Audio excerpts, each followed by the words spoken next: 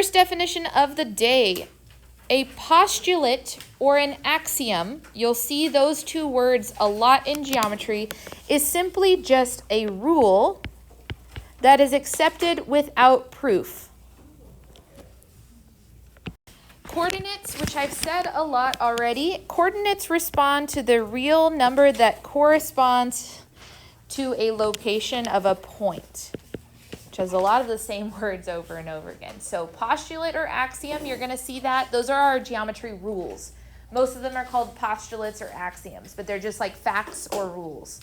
Coordinate is a place, the location of our point. But our first big vocabulary word of the day, I actually think that we should highlight this one. So we're going to put a little highlight on this box. Distance.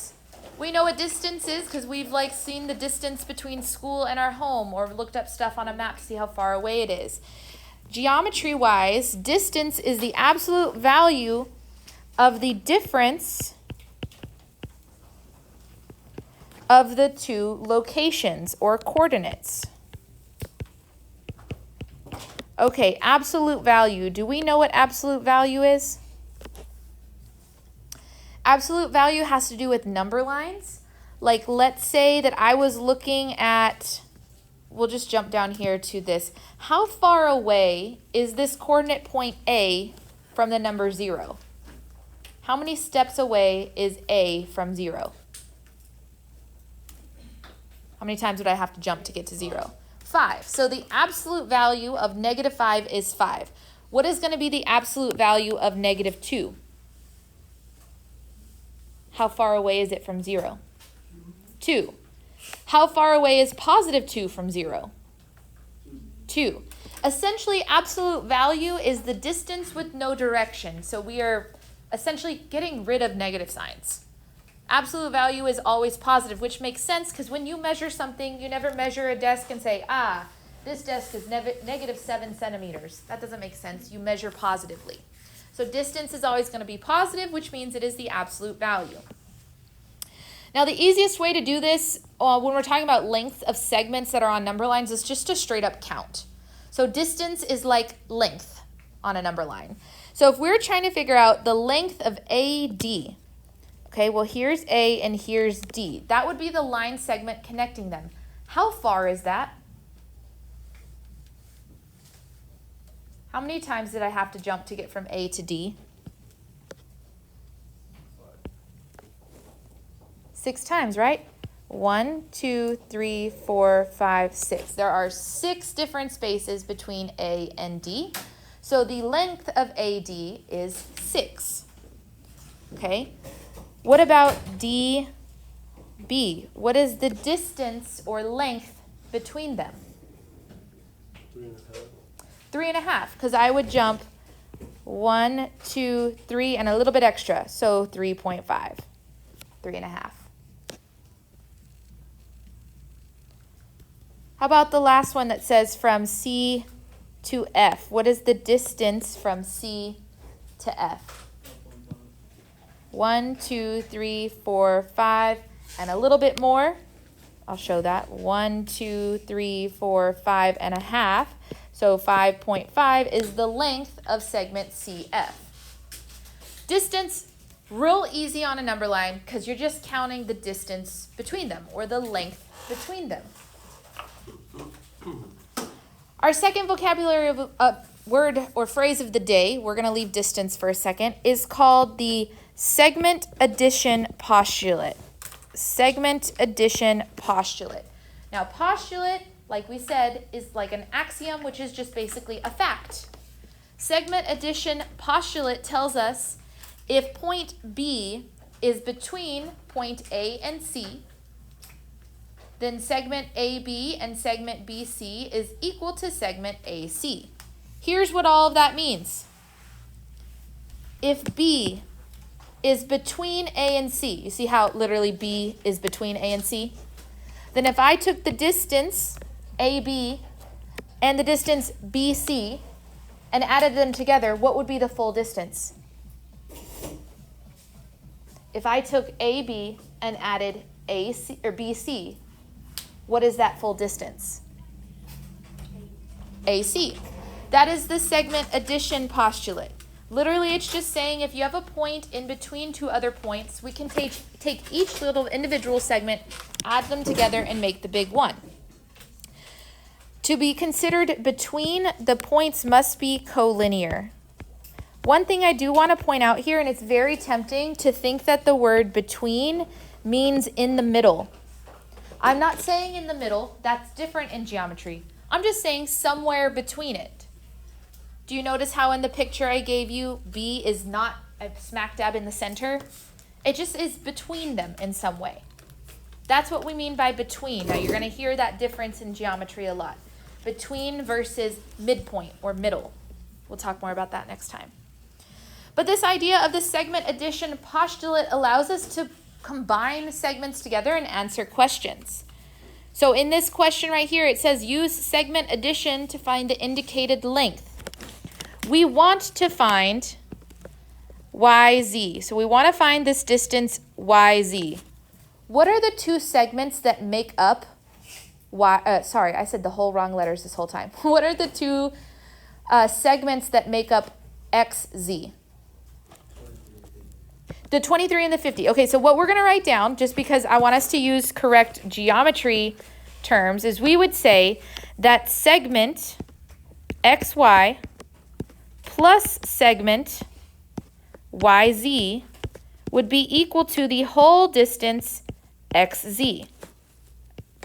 That is your segment addition postulate. We're saying the little itty-bitty ones can add up to make the bigger one. Make sense?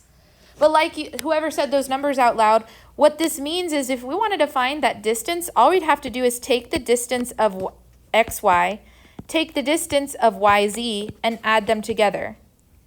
What is 23 plus 50? 70 something. What is it exactly? 70? 73. So 73 is the distance between X and Z. That's what we use the segment addition postulate for. It kind of makes a lot of sense. If these two parts make a whole, then we have to add the parts together to make the whole. That's it. We just get fancy with it and we call it the segment addition postulate. Now that's like a level 0 question. That's almost too easy because we have algebra skills that we still need to flex in this class. So if we go to question 3, again, it wants me to find XZ. What are the two segments that make up XZ? What are their letter names? XY and YZ. And I totally just lied to you guys. We're trying to find XY. Wow, I can read. I promise. It's a Monday. Let me have my Monday. Okay. Here's some things we know, though.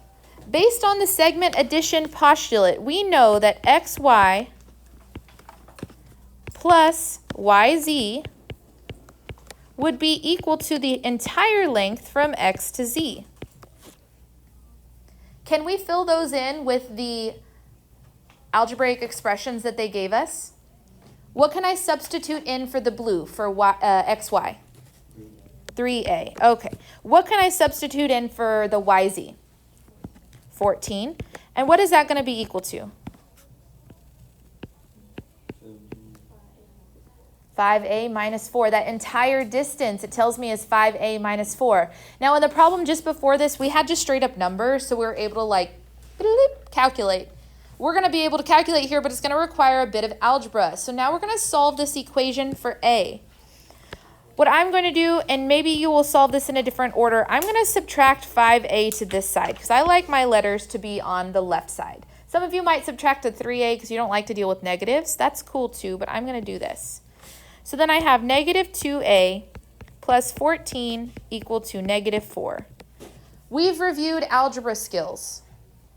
So this question should come easy. How do I get this positive 14 to go away? Move it to the other side by doing what? Subtracting. So minus 14 minus 14. When I do that, the 14 and negative 14 cancel. We'd have negative 2A equal to negative 28. I'm going fast through the arithmetic because we have calculators at this point, and we should be good. Whoa, 28. Thank you. Wow, I'm having a Monday. Sorry. Okay, how do I solve for A? Divide by the number in front of A, which in this case is negative 2. So a would be equal to 9. Cool, amazing, great, awesome. But that doesn't actually answer the question, the geometry question that I asked here. What was my geometry question printed on your paper? Find xy. What is xy equal to? It's equal to 3a. But now don't we have a number for a? Yeah. So I can multiply 3 by what number? 9. What is 3 times 9? 27. Again, arithmetic is not where we're going to get stuck. You have a calculator for a reason. So in geometry questions, yes, you will be asked to be able to understand the geometry concept, which was literally just this part. This was the geometry. This was the algebra. So we're not going to flush all of our algebra skills. We still need them. Now that was a lot really quickly and I went really fast. Does anybody have a question that they want to ask out loud? Okay, thank you for your questions. Problem number 4 is going to be exactly like it. It just didn't give you a picture because it wants you to create the picture. Okay, point E, F, and G are collinear. Whoa, what does collinear mean? On the same line with point F between E and G. So which point should be in the, not the middle, because it's not the middle. Which point should be between F? So if we draw a line for ourselves and we have 3 points, we'll name this one E, this one F, and this one G. I didn't intend for it to look like it was in the middle, but it kind of did just based on how I drew it. It's not drawn to scale. Okay, it says that E to F is 4x minus 20. F to G is 2x plus 30. And E to G, the whole distance from E to G, is 100. We want to find the length of FG. So if using my color code, which color are we actually looking for in our final answer? Blue, green, or purple? Green. Okay, just make sure you understand the actual question in these problems. Okay, cool. So what do I do? The segment addition postulate tells us I can write down a bunch of letters. What letters should I write in that little letter version of an algebra equation? The segment addition postulate tells me that the little parts become the whole. So what is this part called? EF. What is this part called? And what's the whole thing called? Only 2 letters. EG. Okay, so my segment addition postulate tells me that I can write EF plus FG should be equal to the entire thing E to G. That's the geometry moment for the day, segment addition postulate. We now need to substitute in the values we have in my picture for what's in the equation. So what's the value I have for EF? 4x minus 20. What's the value I have for FG? And what should that all be equal to? 100. Okay. Now, again, problem number 2, I just had cute numbers. We were done basically when we added those numbers together. This is going to be more like problem 3 where we have to solve for x first. But all of the x's are on the same side this time, so I can combine like terms. This would become 6x plus 10 equal to 100. Where did the 10 come from? 30 and negative 20. I combine them together. 30 plus negative 20 is positive 10. Okay, what's my next step for solving this equation? By doing what? Very good. So I subtract 10, subtract 10. These will go away. This becomes 6x equal to 90. Look at our algebra skills flexing. What's the last step? Divide by 6. Whatever number is in front of your variable. Bleep, bleep, bleep. We'd put this in a calculator. We'd get that x is equal to 15. I'm going fast through the arithmetic again because I know we have a calculator. Is everybody okay with that? Okay, thank you. All right, I found x. Am I done? No, because remember, x is not the end game here. That's just part of the game to find the actual answer. What are we looking for again? What's the question? FG. So FG, we said earlier, was equal to 2x plus 30. So what can I put in place of x? 15. So 2 times 15 is 30. 30 plus 30. We would know that FG is equal to 60. So again, we had to find x using the segment addition postulate and then apply that x value to what we actually wanted to know, which in this case was the length of FG. Did we follow the second time? And we will see these a lot. They're called proofs. Proofs are my favorite part of geometry. I think they're really fun. Basically, like it kind of sounds like, you have to prove why something works. So if you love arguing, you're going to love proofs. Proofs are just straight up telling the reason mathematically for why things happen. We are going to prove the following. It starts off like this always. It says given AB equal to BC, meaning that's your first piece of evidence that you have. You know that that's true. That's called your given. So this first 2-column proof, we're going to write the word given, which literally means that was on the paper whenever it started. So we can cross given off of our answer bank. That was given to us when we started. And then we have to think, well, what do we know if we know that AB is equal to BC? So in this image, if we have AB and BC, we're saying they're equal. What do I know about the entire distance AC? Yeah, B is between them. So our segment addition postulate says, what can I do with the blue and the green? I can add them, right? Well, here's the blue and here's the green, which means I add them to create the purple. That is called your segment addition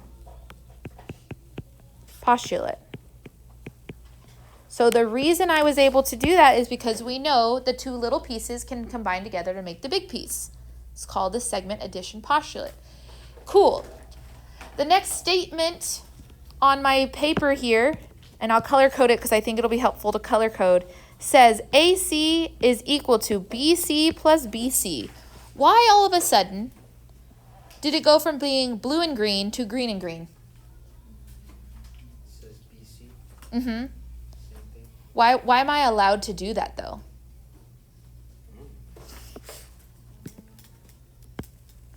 Look at your given.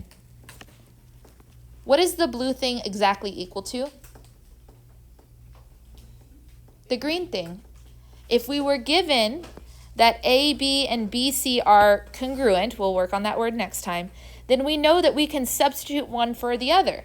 Just like we took the x and we substituted in the 15 a second ago, they're equal to each other. So we can substitute, anytime you see AB, you can substitute BC.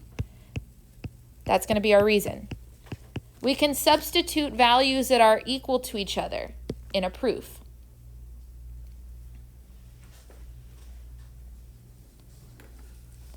Now, what did I do to go from line 3 to line 4? What happened there? Why is there a 2 all of a sudden? How many BCs am I adding up together? 2. So that's where the 2 came from. That's called combining like terms. I'm going to write down CLT. Is everybody okay with CLT, meaning combine like terms? You're allowed to do CLT for combine like terms. This is called a proof. We have proved using mathematical language and some postulates that when we start off by knowing that these two segments are equal, that we can just multiply one of them by 2 to have the full distance in our segment addition postulate. Proofs are confusing at first because we don't know all the rules yet. But once we get into more complicated rules, proofs are going to be really, really fun. We will see a few proofs here and there, but I'm not going to really necessarily ask you to do them just yet because they are confusing, but we want to expose you to them soon. Now, the next vocabulary word of the day, and so important, I'm going to fully highlight and fill this one in, is called distance on a coordinate plane. If you notice on the front, when we were measuring those segments, all we had to do was count on a number line because they were in a nice, pretty straight line. The problem is, not all of the coordinate points that I'm going to ask you to find the distance between are going to be cute and on a number line. Sometimes they're going to be on a coordinate grid, and they're going to be tilted, meaning I can't just count left to right or up and down. I'm going to have to actually use what's called the distance formula. The distance formula, and I highly recommend color coding this guy, so grab 2 colors if possible from the bin. You have a first set of coordinate points, x1 and y1. You're going to have a second set of coordinate points, x2 and y2.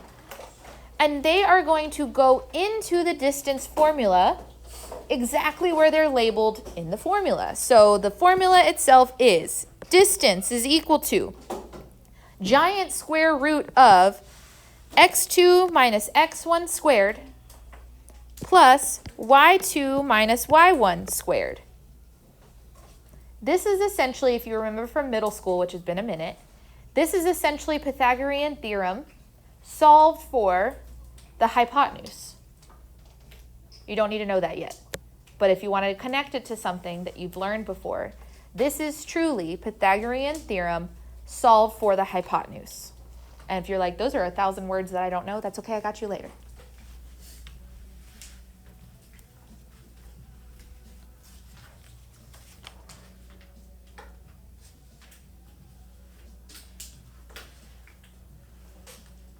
Okay, so if we jump in and we see how to use this formula, it's really not that bad because we have calculators. So when we're not going to be computing a lot of this by hand, I'm going to show you how to do it on the calculator. I do need you to notice that it says to give an exact answer, which means we are not going to round. I will teach you what to do in that case. Okay, labeling is number 1. We are going to label the coordinate point that comes first, x1 and y1, because they're the first one in the list. We're going to label the next one x2 and y2 because they come second in my list. Which means I already have things labeled exactly where they should go in the distance formula that's written right above this. My distance formula says that the distance between point A and B would be equal to giant square root. Have fun making it giant. Open parentheses, x2. I labeled 7 as x2, so I put a 7 right there. Minus x1. What did we label as x1? 13. Close parentheses, squared, plus. Okay, pause. Let's make sure we all got there.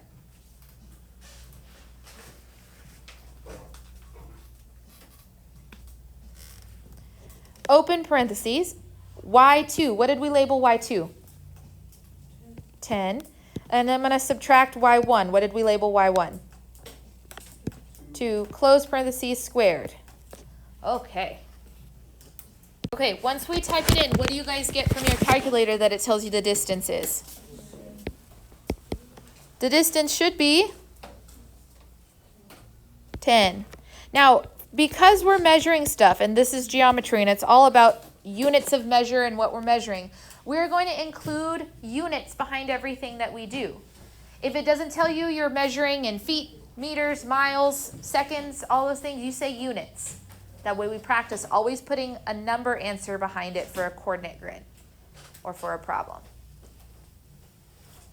Does anybody have a question about this one? Okay, let's do number 6 together. How should I label these coordinate points? What should I put underneath -3? x1 underneath -2? y1 underneath 3, and then underneath 2. Fabulous. So now I can take these labeled things and apply them to my formula that's on just right above this. We would have distance equal to the square root of, giant square root, open parentheses, and what number? 3 minus negative 3, close parentheses, squared, plus, open parentheses, what comes first? Well, we're on the y's, so next that I'm writing, you're right, that is first. We'd write 2, because that's what we labeled as y2, minus negative 2, close parentheses, squared. Some of you might be noticing already we have minus and minus. What does minus and minus change into? A positive. That's really helpful when we're doing stuff in our head, but if we're doing them in the calculator, don't do too much. Just know the difference between minus and negative. So in our calculator, we would go, I never pressed enter. We would press second x squared, open parentheses, 3 minus negative 3, close parentheses, squared. Pause. Do we remember the difference between the minus and the negative? Yeah. When you're looking at it, the minus is longer and lower than the negative. So that's a good check for yourself that you actually put minus negative 3, close parentheses, squared. Plus,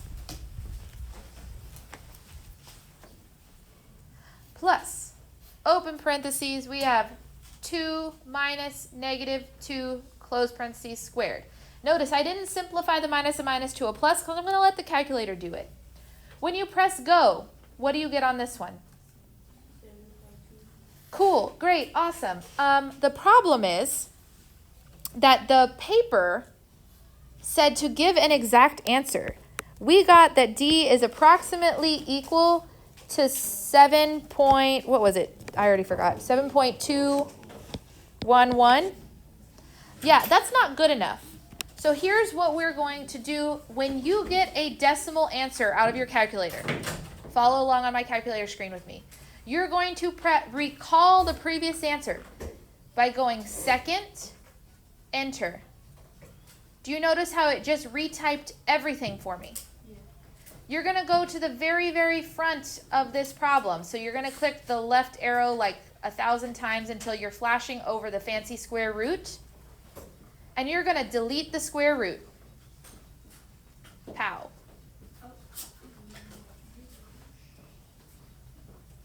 When I press enter now, that's the number that's underneath the square root.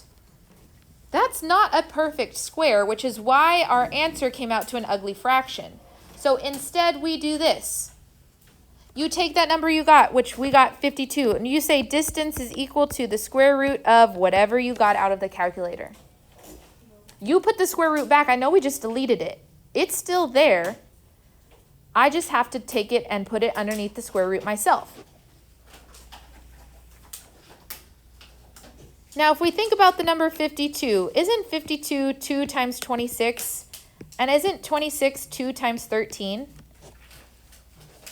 So when I have numbers like this and we made these little tree diagrams, what did I do with all of the pairs of numbers?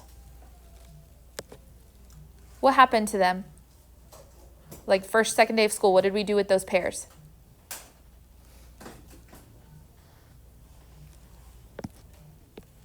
And what did we do with the singles?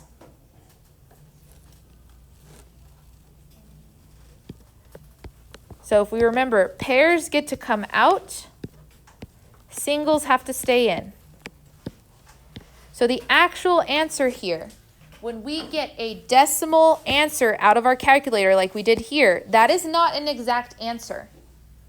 So unless it's like round to 3 decimals, then obviously that would be fine. If it says I want an exact answer, you have to go back and you have to figure out what this number is by deleting the square root out of your calculator and finding that number. And then reduce if needed. So when you do these problems, pretty much every time you do it, you're going to cross your fingers that you get a nice cute number out of your calculator so we don't have to do all of this. But not all the time are we going to get a cute number. We're going to have to practice getting exact answers that are not cute.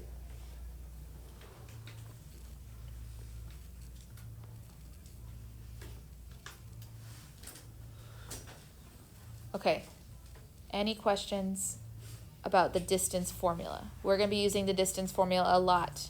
It is on your formula chart, so it's not something I'm going to force you to memorize. We just need to know how to use it. Okay. Fabulous. All right. One more concept for today before we are done with notes. It's called congruent segments.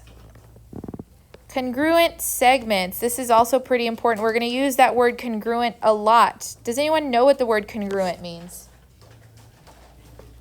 Equal to. They have specifically the same length. Line segments that have the same length are called congruent segments.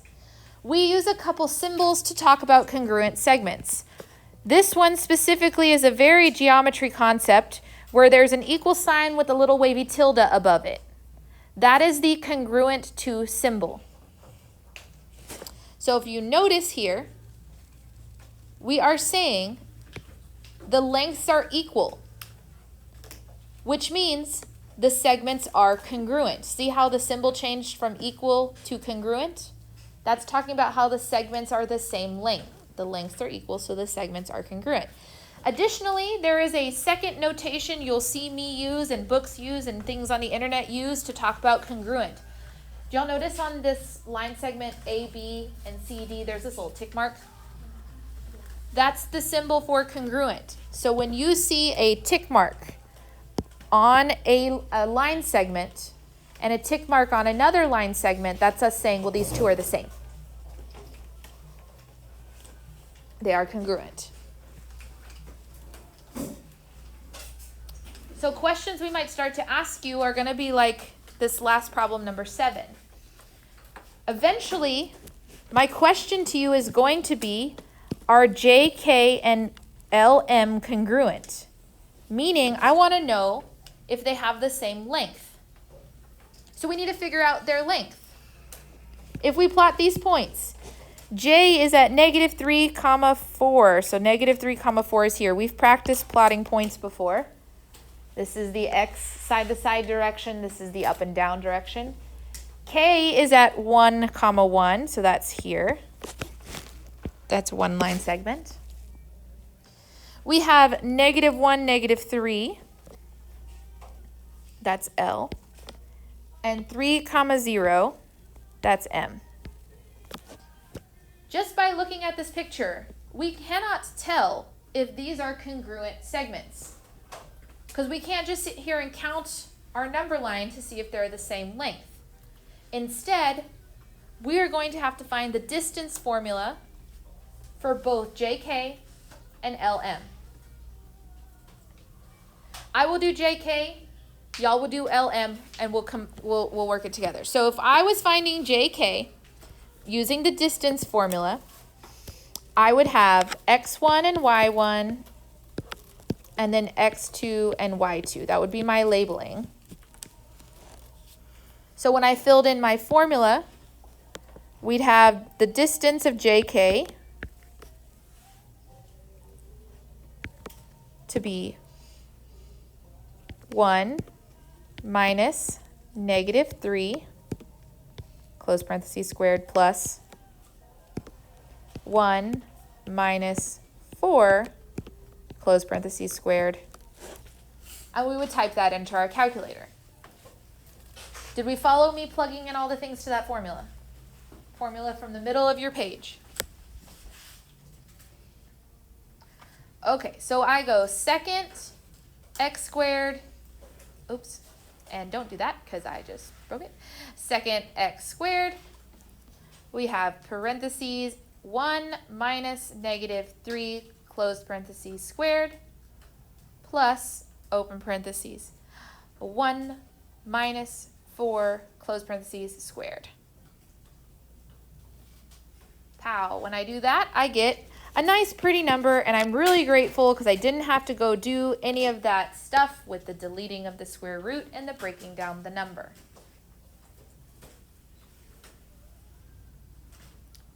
So we have that the distance of JK, or length of JK, is 5. Can you guys find the length of LM for me? We'll answer the last question together, but I want to make sure we can do that part on our own. I'm going to start working the problem, but I'm not going to say anything. So if you're stuck, watch the board. If you're done, watch the board. If you're still working, ignore me. I can't see the number anymore.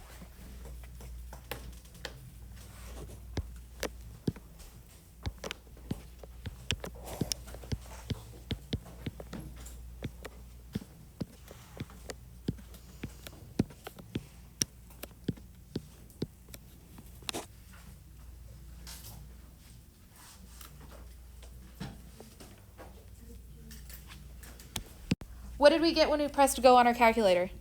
5. Okay, interesting. So what do we know about the two segments, about JK and about LM?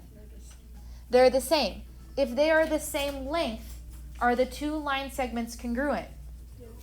Yes. That's going to be the definition of congruent that we just are learning today. So congruent line segments have the same length. So we're going to say yes, and the reason is the distance JK is equal to the distance LM, or the length, so segment JK is congruent to segment LM.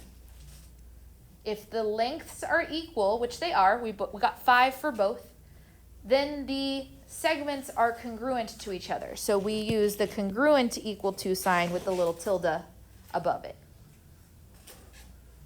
I can make that look better. Let me try again. There we go. That's a better looking one. Okay. Wow, we've learned a lot today. Today we learned about the segment addition postulate. We talked about distance on a number line. We talked about distance on a coordinate grid using that fancy formula. And we talked about congruent segments. That's a lot of things.